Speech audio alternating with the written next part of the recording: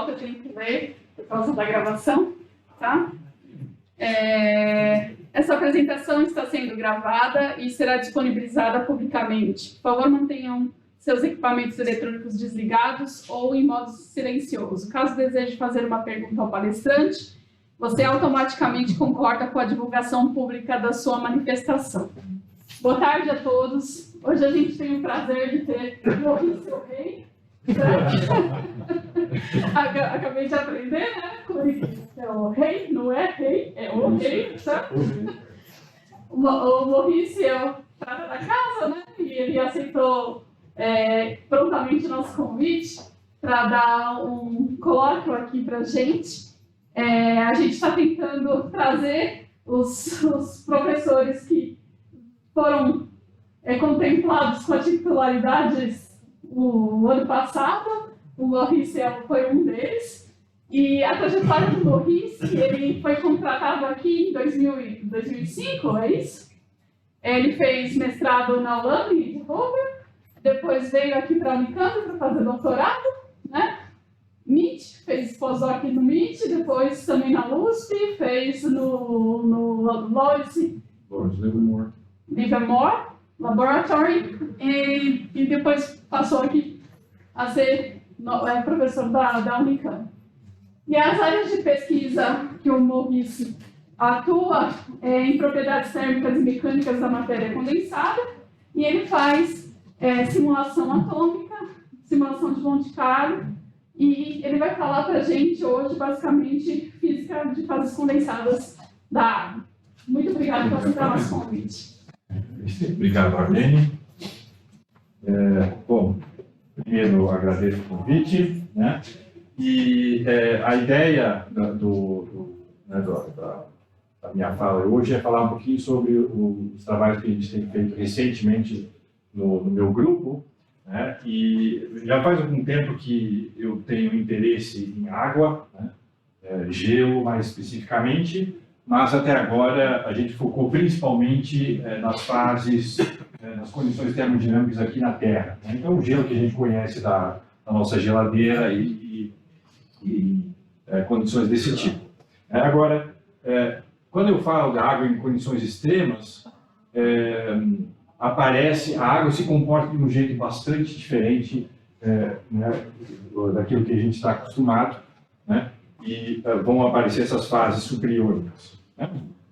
Então, basicamente, essa história toda começa com o diagrama de fase da água. Tá? Então, aqui tem uma imagem de uma parte do diagrama de fase da água. Tá? Você pode achar isso num site que para quem quiser realmente pesquisar sobre a água. Tem um site que é mantido por esse cara aqui, Martin Chaplin, que basicamente coleciona tudo que se sabe sobre a água, em todas as formas, todas as propriedades, né? E esse diagrama de fase aparece lá, né? E aqui as letrinhas são diferentes fases da água, né? Então dá para perceber que é um diagrama bastante complexo, né? A gente, vamos dizer, no nosso cotidiano, a gente conhece o sólido, que tem o freezer, né, que joga na caipirinha, tem o vapor e tem a fase líquida, né? Agora, hoje em dia, tá, são conhecidas mais que 20 fases cristalinas diferentes, né? São fases realmente diferentes do gelo que a gente tem no nosso freezer. Tem também várias formas amorfas diferentes, né? Recentemente foi descoberto mais um, então hoje em dia são 4 fases amorfas que são conhecidas e também 3 fases líquidas. Além da líquida que a gente conhece, existem também aparentemente 2 fases líquidas supra-resfriados, né? Agora, o que a maioria dessas fases tem em comum é que são fases moleculares, né? Então, isso basicamente quer dizer que todas essas fases, né, o elemento fundamental é a molécula de água, H2O, né, que tem um oxigênio e tem 2 hidrogênios, né? Basicamente, sobre essa molécula, a gente sabe tudo que tem para saber. A molécula isolada realmente não tem segredo nenhum, né? Mesmo assim, essa molécula simples, dá origem a uma complexidade enorme que não teria como se prever baseado apenas conhecendo, né, as propriedades da molécula isolada, né? Então, basicamente, é mais um exemplo de more is different, né? Você não tem como prever o que acontece aqui, né, baseado apenas no entendimento, né, do elemento fundamental da molécula de água, né? Agora, se você vai para condições extremas, né, existem fases onde essa natureza molecular é perdida, né? Então, esse aqui é um paper de 2019 que saiu na Nature, onde eles reportaram experimentos de difração de raio-x em água sujeito a ondas de choque, né? Então, são experimentos extremamente sofisticados, né, onde eles conseguiram criar condições extremas de milhares de graus Kelvin e centenas de gigapascal de pressão, para, durante 1 nanosegundo, por exemplo, conseguir fazer difração raio-x para detectar a estrutura cristalina, né? Então, eles reportaram a observação, né, de fase altas temperaturas e pressões, né, natureza molecular desaparece, e é uma fase onde os íons de oxigênio ocupam uma rede cristalina, enquanto os prótons fluem no meio como um líquido, né? Então, isso é bastante estranho, porque eu não conheço nenhum outro tipo de substância que tenha essa característica, né? Nesse sentido, você pode até imaginar que isso é meio que o contrário do metal, né? No metal, você tem íons positivos e tem um mar de elétrons fluindo no meio, conduzindo eletricidade. Aqui é o contrário, você tem íons negativos e o que carrega a corrente são prótons. Então, aqui, né, tem uma animação, né, uma simulação que mostra como é que é essa fase, tá? Então, o que tem aqui é uma simulação de dinâmica molecular, que é uma das técnicas que a gente usa, né? As esferas vermelhas são íons de oxigênio, as bolinhas brancas são prótons, né? E alguns desses prótons eu pintei de azul para mostrar que eles ficam difundindo, né, pelo sistema, né? Então, né, isso realmente é uma fase bastante estranha, que só aparece em pressões e temperaturas altas, tá? Então, basicamente, qual é o interesse nessas fases? Bom, primeiro, né, a água, obviamente, é uma das substâncias mais importantes que a gente conhece, né? Então, do ponto de vista científico, é bastante interessante conhecer, ou entender o comportamento dessa fase. Agora, ela também aparece no universo, né? Na Terra não, tem objetos no universo, em princípio no nosso sistema solar, onde acredita-se que essas fases aparecem, tá? Então, especificamente, o que eu estou mencionando aqui é o caso de 2 planetas aqui, Netuno e Urano, que são chamados de gigantes do gelo, né? Então, aqui tem uma imagem que mostra a estrutura de camadas que o pessoal acredita que esses planetas têm, né? Então, bem no centro, né, eles têm um caroço rochoso, mas aí logo em seguida vem uma camada, essa camada verde, onde o pessoal acredita que tem essa fase superiônica FCC, que eu acabei de mostrar aqui, naquela imagem, e que foi, né, daquele experimento que eu mencionei, que eles detectaram, tá? Mas aí, e daí? Qual seria a relevância? Uma coisa que esses 2 planetas têm em comum, e em contraste com outros planetas, são as propriedades magnéticas, tá? Então aqui, a imagem não está muito boa, né? Aqui Urano e aqui Netuno. Se você for ver, né, o campo magnético desses 2 planetas, né, tem várias características estranhas. Primeiro, por exemplo, Netuno, o equador é esse, né? Então esse aqui é o eixo de rotação do planeta. Agora, o eixo magnético é esse. Então, o ângulo entre os 2 eixos é muito grande, né? Isso é uma coisa. E segundo, o centro do dipolo não está no centro, né, do planeta, está deslocado, né? E a mesma coisa acontece para Netuno. Né? E tem pessoal que trabalham em modelos de grande escala, né? Modelos de dínamo, que são modelos que preveem o campo magnético de um planeta, por exemplo. Eles acreditam que isso pode estar ligado à presença desse tipo de fase da água, onde os prótons podem conduzir eletricidade. Né?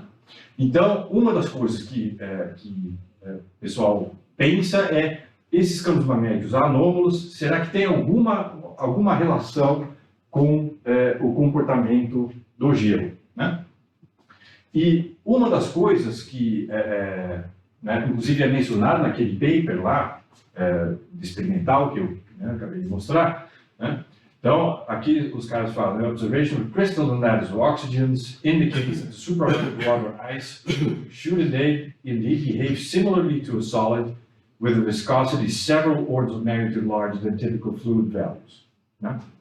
Ou seja, seria realmente um sólido, algo que é rígido para fluir. Né? Aí eles continuam. Therefore, the characteristics of superionic ice flows within Neptune and Uranus are likely to be more similar to those of slow convection within the solid Earth's mantle than those to the rapid swirls of fluid iron in Earth's outer core. Now, esse ferro líquido no outer core da Terra é o que gera o campo magnético do planeta. Através da rotação da Terra tem correntes convectivas que geram o campo magnético da Terra. O campo magnético da Terra vamos dizer, normal, no sentido de que o eixo geográfico corresponde quase com o eixo magnético e o centro de dipolo fica no centro do planeta. Né?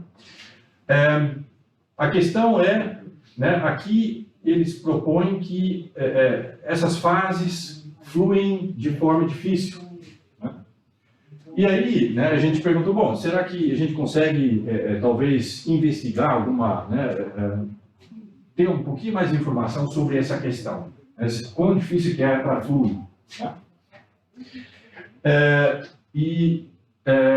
Aliás, antes disso, é bom ter uma ideia de ordens de grandeza de viscosidade que tem. Tá? Então, aqui tem uma imagem da Terra, das camadas aqui, tem o caroço interno, que é ferro sólido, basicamente, e aí tem essa camada outer core, que é líquido, que essa daqui que é responsável pelo campo magnético. Né?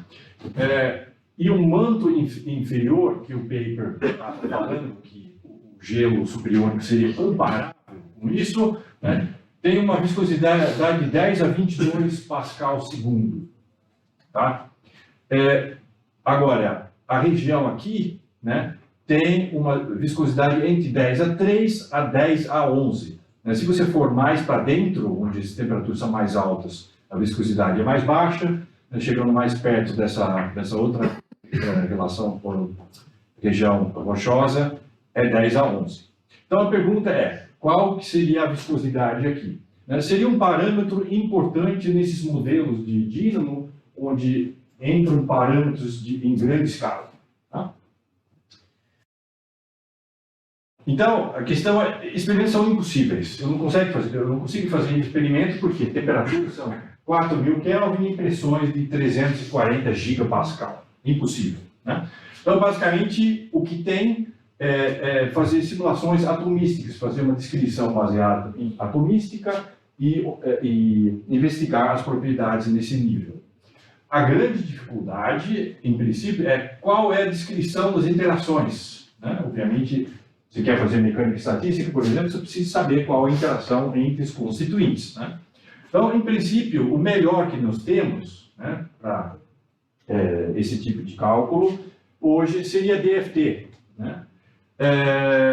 Agora, para sistemas grandes, com muitas partículas que a gente precisa, isso aqui fica inviável, porque realmente o custo computacional é muito alto. Né? Ainda teria modelos semi-empíricos, tipo, você pega como exemplo o Lennard-Jones, que você tem uma forma funcional, você tem parâmetros e você vai fitar para reproduzir certas propriedades, né? O problema é que não tem modelo semi-empírico para esse tipo de fase. Para a água molecular tem, mas para essas fases superiônicas não, né? Então, o que a gente, né, eu vou mostrar agora para frente, uma nova tendência é usar redes neurais que são treinados para reproduzir dados de DFT, tá? Então, vamos lá, né? A gente está interessado agora em propriedades mecânicas. A primeira, né, a gente basicamente vai focar em duas coisas, tá? É uma coisa que é chamado resistência ideal, tá? Resistência ideal é uma propriedade idealizada, né, de cristais que não são reais, porque é baseado em cristais perfeitos, nenhum defeito. Então, um cristal sem defeito. E o que você faz, né, aqui tem uma imagenzinha aqui de uma estrutura FCC, né, eu vou ficar deformando até quebrar, né, e aí você consegue, por exemplo, medir qual é o stress que você precisa aplicar para o dado strain, né? Eu vou falar mais sobre isso agora. Agora, o processo mais realístico de deformação de um cristal real é viscosidade de escoamento plástico, né, através de defeitos, né? Então, aqui tem uma animação de um defeito que é chamado discordância, eu vou falar mais sobre isso daqui a pouco, né? E você vê que esse defeito anda, e o resultado desse movimento é que, por exemplo, lá de cima se desloca em relação ao outro. Então, você tem escoamento, né? Se você tem várias discordâncias ao longo dessa direção aqui, é quase como se fosse um líquido que está sendo sujeito a um cisalhamento, né? Então, você pode, por exemplo, eu aplico uma tensão de cisalhamento e eu consigo medir a velocidade, né? E com isso, né, eu vou falar mais daqui a pouco, eu consigo aprender alguma coisa sobre qual é a resistência contra o movimento, né? Tá. Então, vamos primeiro à resistência ideal, né? Qual que é esse conceito? Então, aqui eu tenho um bloquinho que é um cristal perfeito, tá? Sem força externa, né? E aqui eu tenho uma curva que vai medir stress em função do strain, né? Então, aqui, primeiro caso, eu estou aqui em zero, não tem nenhum stress, né? Aí eu uso uma tensão pequena, né? Vai ter uma resposta elástica linear. Elástica porque, se você remover a força, ele volta para trás, e é linear porque, para valores pequenos, a relação entre stress e strain é linear, né? Aí eu vou aumentar uma tensão maior. A resposta continua ainda sendo elástica, porque você tira a força externa e vai voltar para o zero de novo, né? Agora, vira não linear, né? Eu estou aqui agora em cima dessa curva, começa a ter essa curvinha aqui, a resposta passa a ser não linear. E o último é o limite da resistência, porque tem apenas né, só consegue deformar um tanto que vai ter ruptura, né? Então, esse é o tipo de experimento que a gente faz, tá? Então, a gente fez isso aqui, né, para duas fases diferentes, né?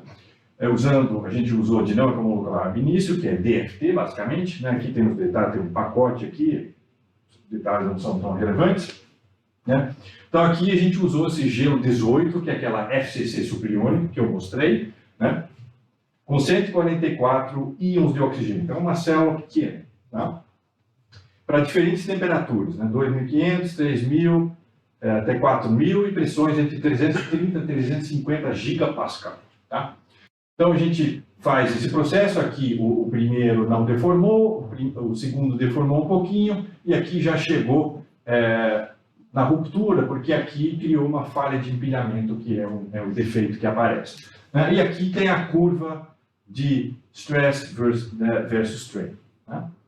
E a mesma coisa a gente fez para outras duas fases, que é uma BCC superiônica, né? A diferença é que agora o oxigênio ocupa uma rede BCC e os prótons fluem, e tem essa outra fase aqui, que eu vou falar mais depois também, que é o gelo 10, que é uma fase BCC, que também meio que perdeu a natureza molecular, mas os prótons ficam exatamente entre pares de oxigênio, bem no meio, tá? Então aqui, né, outro tipo de estrutura, né, outro tipo do sistema falhar. Né? E aqui, de novo, essa curva de tensão versus deformação. Né? Então, né, quais são os parâmetros de interesse? Né? Basicamente, a gente vai agora quantificar essas curvas de tensão, deformação. Né? Então, tem basicamente 3 grandezas de interesse. Primeiro qual que seria, vamos dizer, a tensão máxima que o cristal consegue suportar até ruptura? Qual é o cisalhamento máximo que corresponde a esse valor? Né? E aqui se tem a tangente à curva, né, para tensão zero, que é basicamente o módulo elástico, modo de cisalhamento. Tá? Bom, então, né, interessante dar uma olhada primeiro nessa fase BCC que eu mencionei. Então, aqui tem 2 snapshots aqui de temperaturas diferentes. Esse aqui é uma temperatura baixa, 1000 Kelvin, aqui é 2500. Então, aqui, o que tem nessa imagem é várias imagens da simulação, né, onde eu coloco um pontinho vermelho para o oxigênio, um pontinho branco para o próton. Então, aqui tem uns 1000 snapshots sobrepostas. Né? Então, dá para ver que tudo fica localizado aqui. Né? Então, os oxigênios, obviamente, estão localizados na rede, mas os prótons também. Você vê que ficam sempre entre os primeiros vizinhos de oxigênio. Agora, quando você vai para a temperatura mais alta, 2500, você vê que essa imagem muda. Né? Os brancos ficam bem mais difusos e, de fato, começam a difundir pelo sistema. Né? Então, passa a ser superior. Né? Então, você consegue quantificar isso aqui. Né? Aqui tem um gráfico que mostra, né, o deslocamento quadrático médio dos prótons em função do tempo. Né? Então, se você tem difusão browniana, aquilo deve crescer linearmente, né, e né, a inclinação tem a ver com o coeficiente de difusão.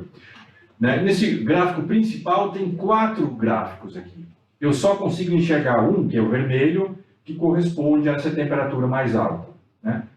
Aqui no inset estão as outras temperaturas que são bem mais baixas. Então aqui você tem que olhar a escala. Né? Aqui vai de, basicamente, escala de 100, e esse aqui escala de 0,4. Né? Ou seja, não está difundindo, é uma fase não superiônica. Né?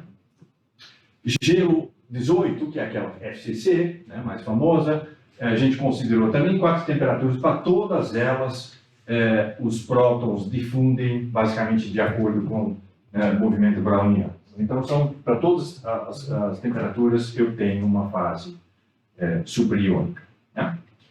Bom, aqui, né, tem os resultados da resistência ideal para BCC e para o FCC a diferentes temperaturas. Né? Então, aqui tem de 1000 Kelvin, 1500, 2000 e 2500. Tá?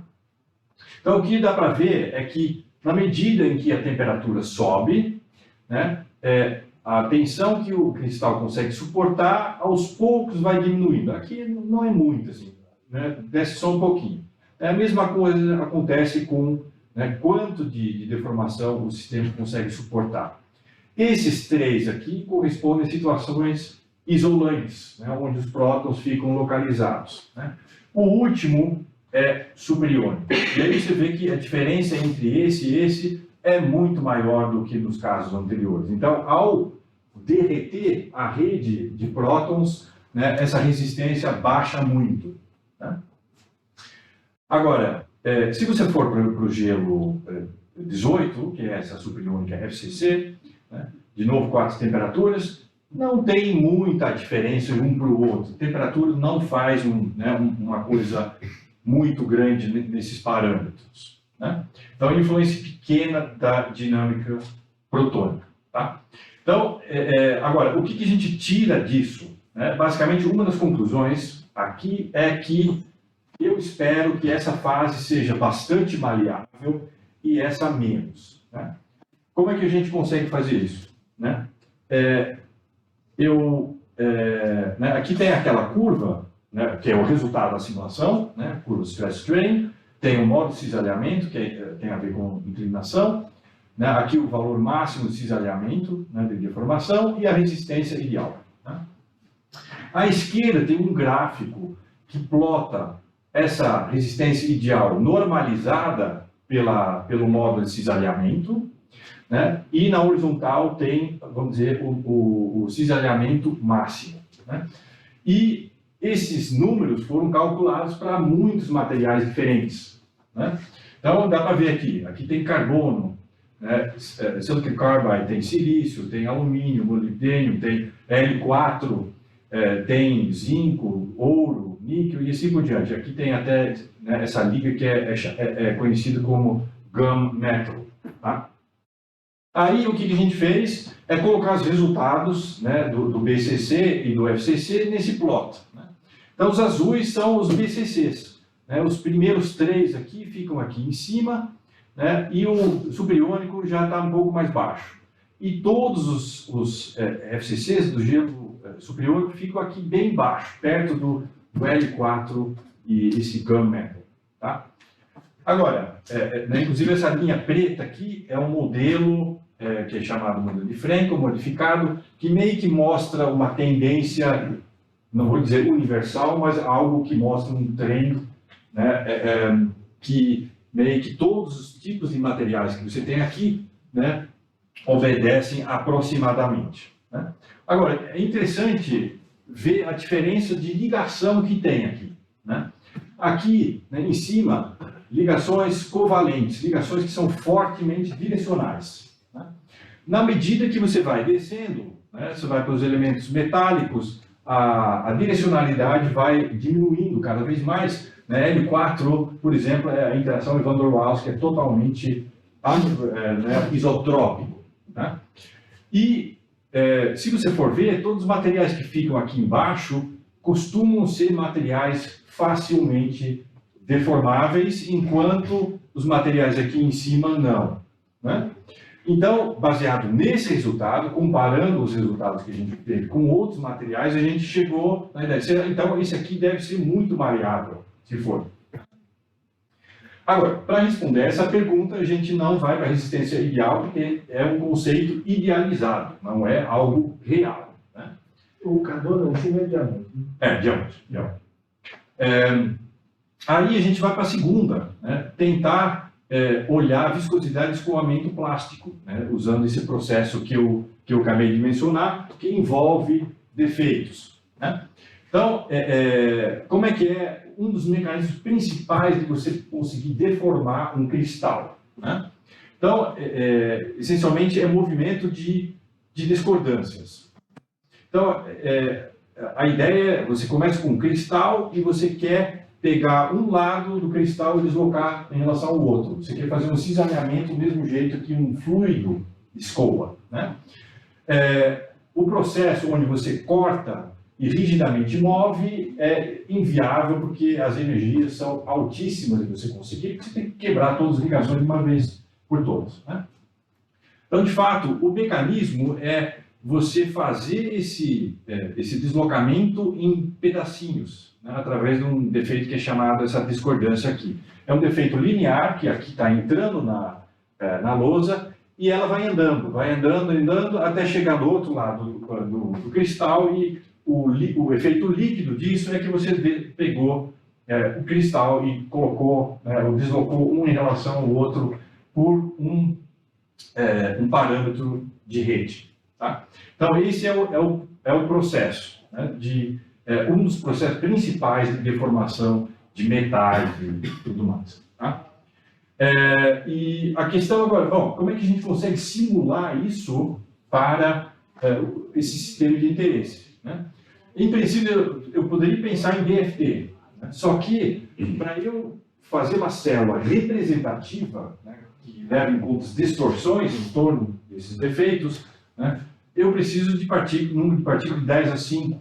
Né? Lembra aquelas simulações que eu mostrei lá da resistência ideal, que é uma medição perfeita? É só 144. Isso dá para fazer com DFT. Né? Agora, 10 a 5 nunca vai dar. Né? Então, né, o que eu vou fazer? Né? Então, aí a gente chegou nesse artigo aqui de 2018, que propõe uma maneira de você criar um modelo, né, que reproduz cálculos tipo DFT, de alta precisão, né, mas que permite você ir para sistemas muito maiores. Né? Basicamente, seria, né, usando redes neurais profundas, que você treina um conjunto de dados que você obteve com DFT e depois você usa em simulações né, de dinâmica molecular. Né?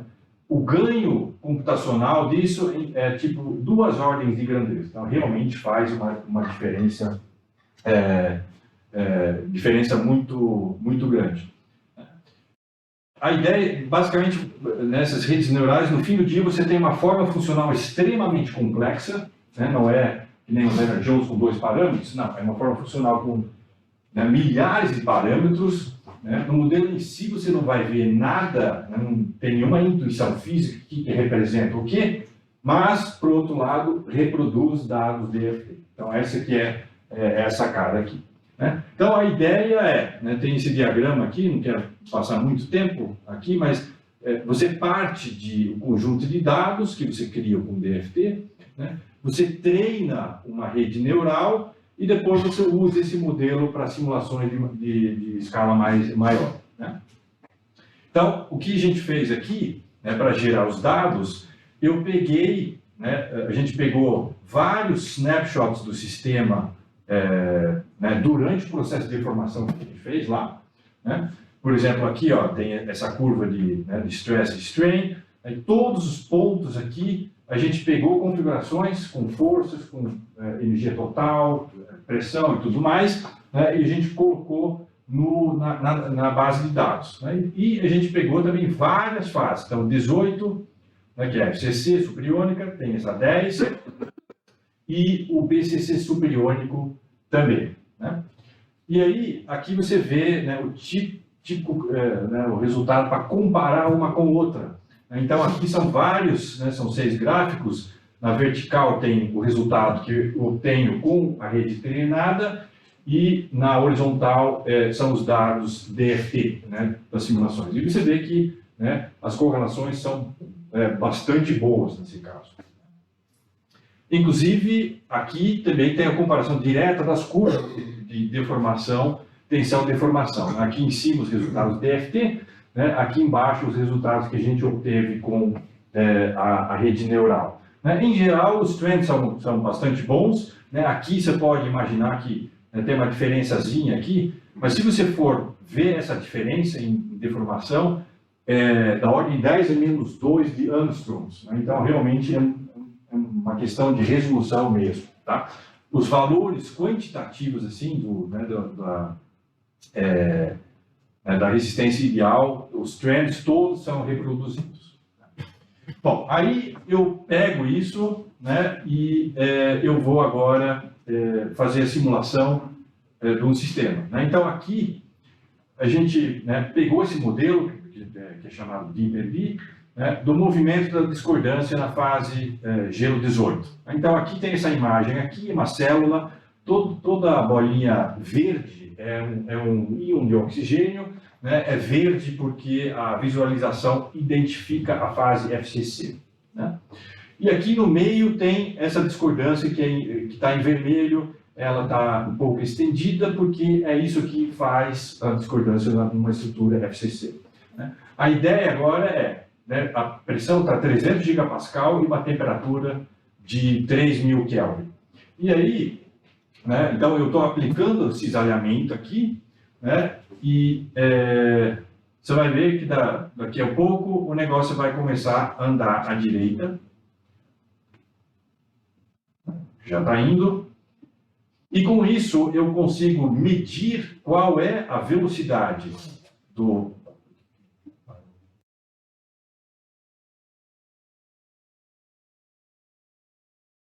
Né, ele começa a andar, eu consigo registrar a posição em função do tempo, né, que é um gráfico que tem aqui, né, então posição em função do tempo, para diferentes pressões, né, cisalhamentos aplicados. Né? Então aqui a posição em função do tempo, e você vê que depois no início você vai ter um steady state, que é basicamente linear. Com isso eu consigo determinar uma velocidade. Né? Eu aplico uma certa tensão, e eu vejo qual é a velocidade final. Né? Aí eu faço isso, aí eu ploto isso aqui, a velocidade da discordância final em função da tensão aplicada. Então, dá uma relação mais ou menos linear, né? E isso aqui, basicamente, o movimento aplica uma certa força e tem um atrito trabalhando contra, e você vai ter uma velocidade terminal onde a força aplicada é balanceada pela força de atrito. Né? E isso, né, com várias operações envolvendo propriedades de discordância, eu consigo calcular uma viscosidade efetiva disso. Tá? Fazendo isso, eu acho 10 a 10 pascal segundo, né, para esse material. Isso é uma resistência muito mais baixa do que esperado. Daqui a pouco eu vou voltar. Né? Agora, esse número, né, é apenas um número, eu posso comparar com alguma coisa que eu conheço daqui. Né? Então, esse resultado diz que aqui dentro a viscosidade efetiva seria da ordem de 10 a 10. Tá? Eu posso errar em 1, 2 ordens de grandeza, talvez. Né? Aqui tem um gráfico da viscosidade de sistemas vítreos, que tem uma dinâmica vítrea. Se você pega sílica, tá, em temperaturas nem muito baixas, tem uma viscosidade de 10 a 10 também. Então, isso aqui você consegue medir em escala de laboratório. Né? Então, 10 a 10 realmente não é alto, ainda mais pensando que aqui estamos pensando em escalas de tempo astronômicas, não é algo de laboratório, de minutos ou horas. Então, isso aqui realmente é uma viscosidade muito baixa. Então, aqui tem, né, essa pergunta anterior, esse slide. Né? Eu sei que manta inferior, 10 a 22. O pessoal achava que essa fase deveria ter uma viscosidade comparável a isso aqui. Né? Agora, com esse resultado, a gente acha 10 a 10. Tá? Mais que 10 ordens mais baixo do que o pessoal pensava antes. Né? Então, certamente, isso aqui tem implicações diretas para esses modelos de grande escala de geodínamo que tentam descrever campo magnético baseado nas propriedades, né, da estrutura interna dos planetas. Né?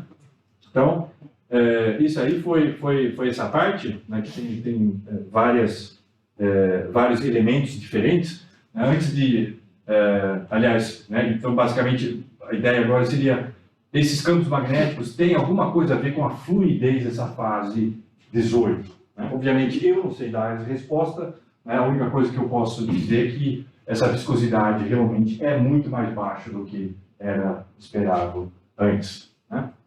E esse aqui foi publicado no ano passado no PNAS, e basicamente quem fez a maior parte do trabalho foi o Felipe, que está no IFT agora, e a Jéssica, que está na USP com o Caetano. O Felipe está com o Alexandre Reis lá.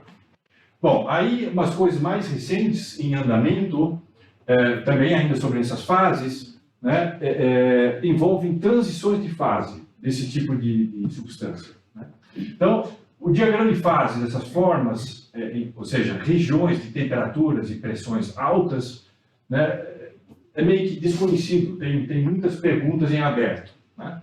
Então, por exemplo, aqui, né, tem uma região que seria um líquido supriônico, aqui seria uma região de gelo supriônico, e aqui a região do gelo 10, que é aquele BCC que tem os prótons que ficam no meio. Né? Então, aqui, imagem seria desse tipo aqui. O líquido supriônico é um líquido íon, todos são íons fluindo de maneira independente. Né? Aqui, né, o gelo 18, que é uma FCC, né, agora inverteu aqui as bolinhas brancas, agora os oxigênios, e os vermelhos são os prótons, e o gelo 10, que é a fase BCC, né, onde os prótons ficam entre, né, primeiros vizinhos do oxigênio, basicamente.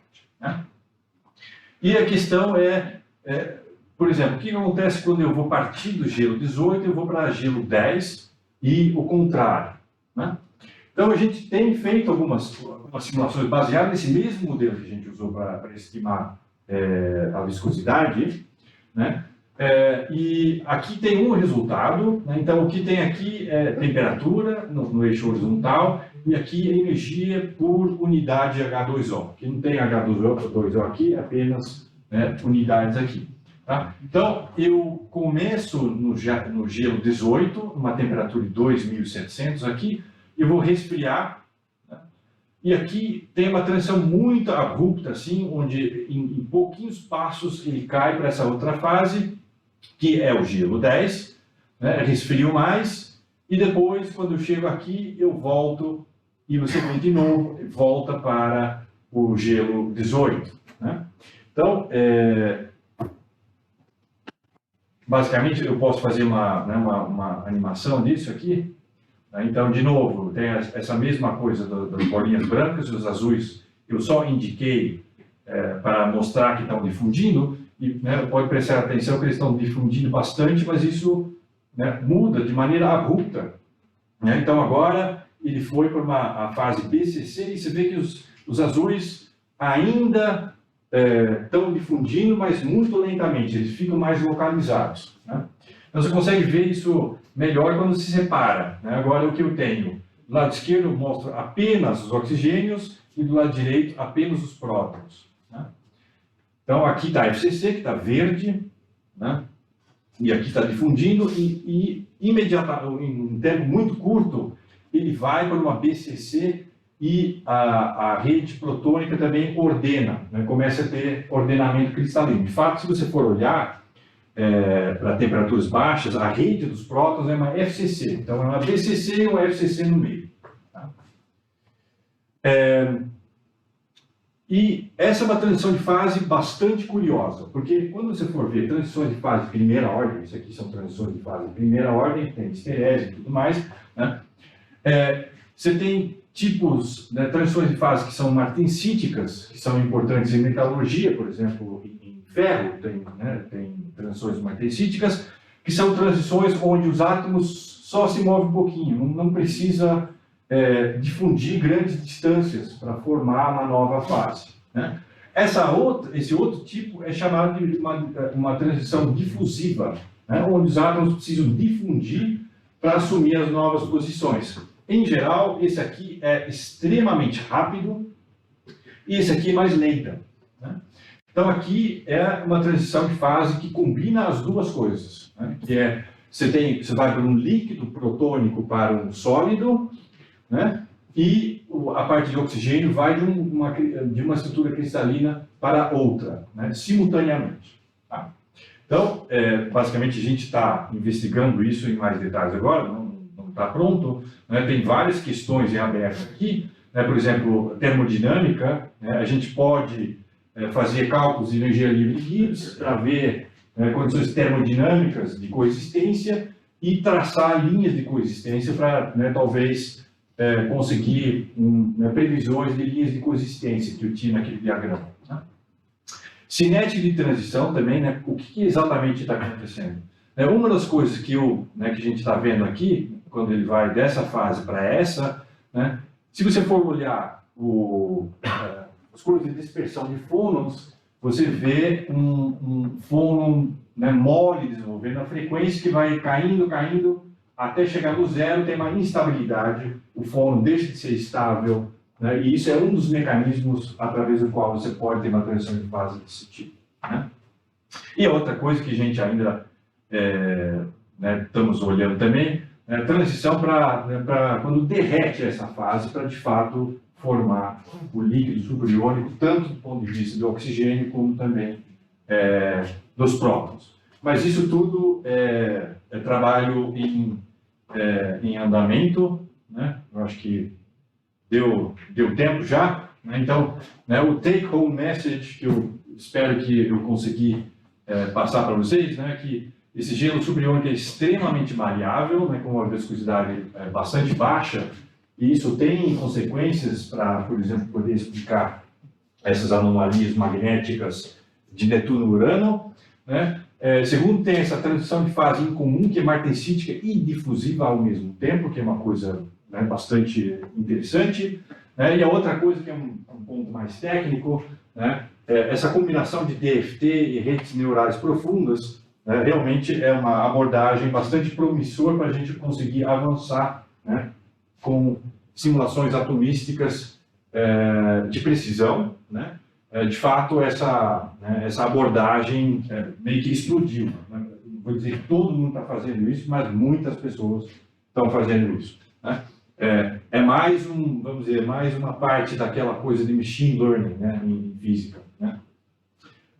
Eu sempre digo que machine learning não é a solução para tudo, mas para algumas coisas ela serve, e certamente esse mapeamento entre DFT e redes neurais tem sido bastante proveitoso. Então, basicamente, é só. E qualquer um que tiver perguntas.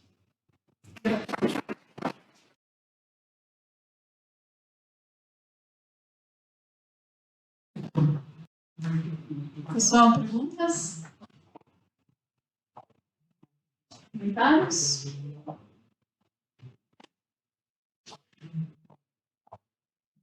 Luiz, você podia dar um pouco mais de detalhe do tipo de potencial que está envolvido do DFT, no sentido de que, por exemplo, você tem prótons separados de íons negativos de oxigênio, é isso?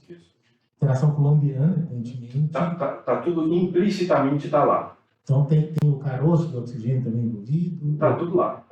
Né? Tá. Basicamente, né, a conta DFT, né, o que sai, energia total, forças e pressão, né? Então, nessas grandezas, está tudo basicamente embutido. Ao ir para a rede neural, eu só tenho oxigênio e próton, e ele tenta reproduzir essas forças. Então, é nesse sentido.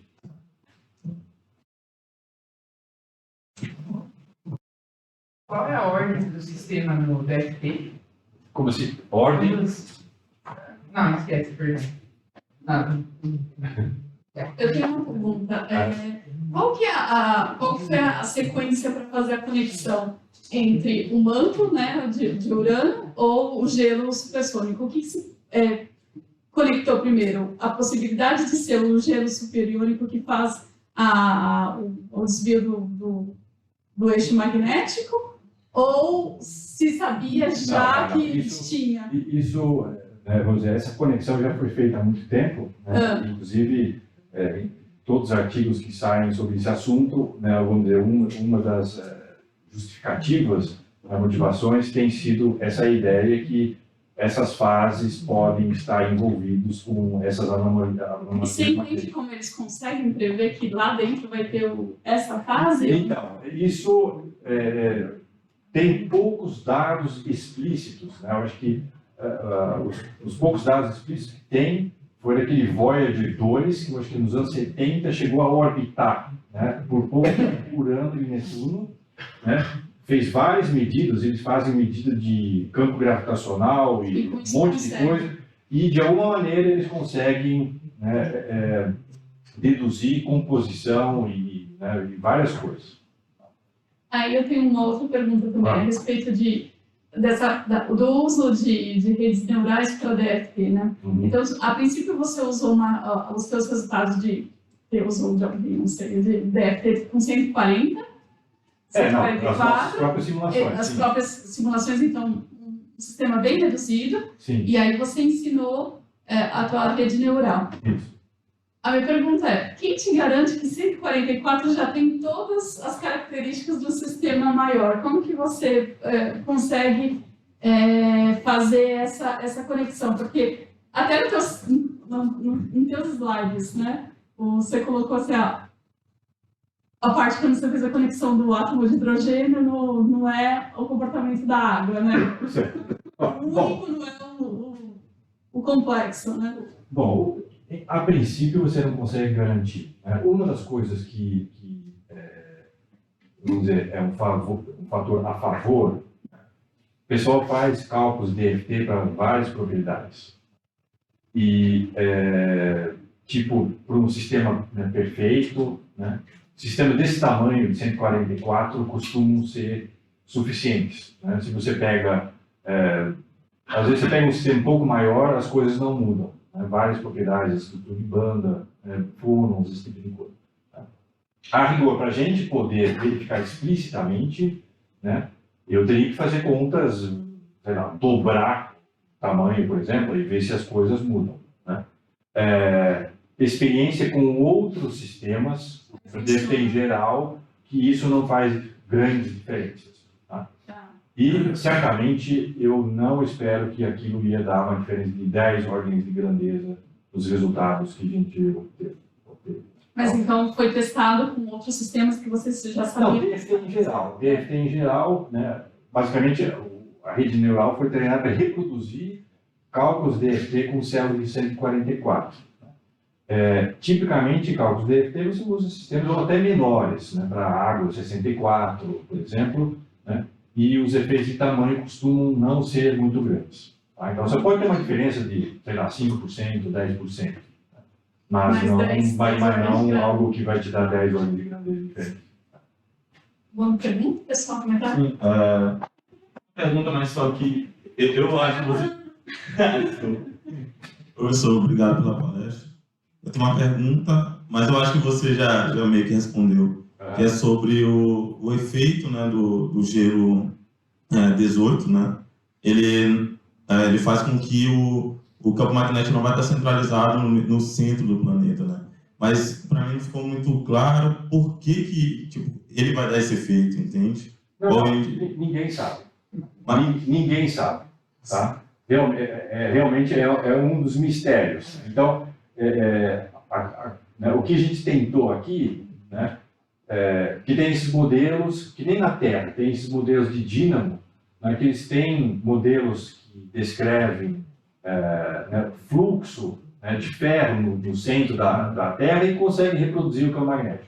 Eles estão tentando fazer coisas semelhantes em Netuno e Urano. Esses modelos, você precisa de parâmetros vamos dizer, do líquido, da sua substância, como, por exemplo, viscosidade, que é uma coisa bastante fundamental. Tá? Então, a ideia aqui foi, vamos tentar ter uma estimativa de ordem de grandeza dessa propriedade, tá? Que acabou sendo bem menor do que o pessoal imaginava, baseado em constâncias elásticas. Eu estou longe de explicar por que o campo magnético é anômalo, por que o centro de polo não fica no centro do planeta. Isso ninguém sabe, né? Então é apenas vamos dizer, um pedacinho desse tamanho num quebra-cabeça maior para explicar isso. Obrigado. As perguntas? O campo magnético de Netuno e Urano é muito diferente da Terra em termos numéricos, de tamanho, você sabe? Isso eu não sei. A parte principal é, vamos dizer, a geometria do campo. Eu não sei exatamente. Por exemplo, pensar que um efeito gera por elétron, outro gera por próton, uma diferença de massa tão grande, eu esperaria haver uma grande diferença no valor. Pode ser, sim, eu não sei. É uma coisa que, certamente os valores têm, mas não sei de cabeça. Então, minha maior surpresa foi saber que Urano e Netuno são feitos essencialmente de água. E se não for, quer dizer, que modelos alternativos tem para... Olha, do jeito que eu entendo, né, as evidências que tem, né, de que 90% da água são bastante fortes. Tá? Então, por isso que o pessoal está atrás disso. Né? Como é uma área totalmente diferente, eu não sei exatamente como eles usam as evidências, né, os dados gerados pelo Voyager 2 e tudo mais, como é que eles chegam nessas conclusões, né? Como é que você sabe como é a composição interna, né, do planeta, não é algo trivial para mim, não é óbvio. Né? Então eu estou tomando esse conhecimento como base. Tem uma pergunta aqui. A minha pergunta é para saber, pedir que você explique mais ou menos de novo, novamente, a questão da condutividade dos prótons, né? Que eu não entendi muito bem, e uma outra é uma curiosidade para saber se, por exemplo, você pode aplicar esse estudo, se você pode aplicar esse estudo para, por exemplo, saber se você pode usar essa fase única para, por exemplo, purificar água ou alguma outra coisa nesse sentido. É só uma curiosidade. Bom, só para começar pela última parte da pergunta, não, porque essas fases só existem em condições extremas, né? 340 gigapascal e 4.000 Kelvin. Então, não é algo que você vai poder criar aqui na Terra, a não ser que seja por 1 nanosegundo. Então, certamente, esse tipo de aplicação está fora. Né? A questão da condução elétrica é que os elétrons todos estão localizados nos íons de oxigênio. Então, os elétrons estão presos, não estão andando. Né? O que está conduzindo a eletricidade agora é um mar de prótons que está livre para fluir como um líquido. Então, realmente é um metal invertido. Né?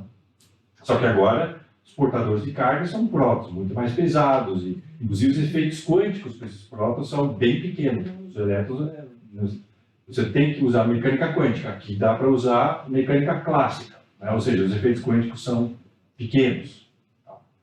Então, essa é a questão da condução. Mas mesmo, ainda na parte da curiosidade, mas mesmo que você não sabe dizer assim mesmo, se a gente conseguisse chegar nessas condições extremas, você poderia usar esse conceito, esse estudo para isso? Eu acho que não. Eu acho que não, porque a dificuldade desses experimentos lá, daquele paper que eu mostrei, em 2019, são enormes. Então, não é algo que você pode facilmente reproduzir em qualquer laboratório. Então, realmente é uma coisa bastante difícil. Pessoal, mais perguntas, comentários? Não? Vamos agradecer a nossa manifestação por essa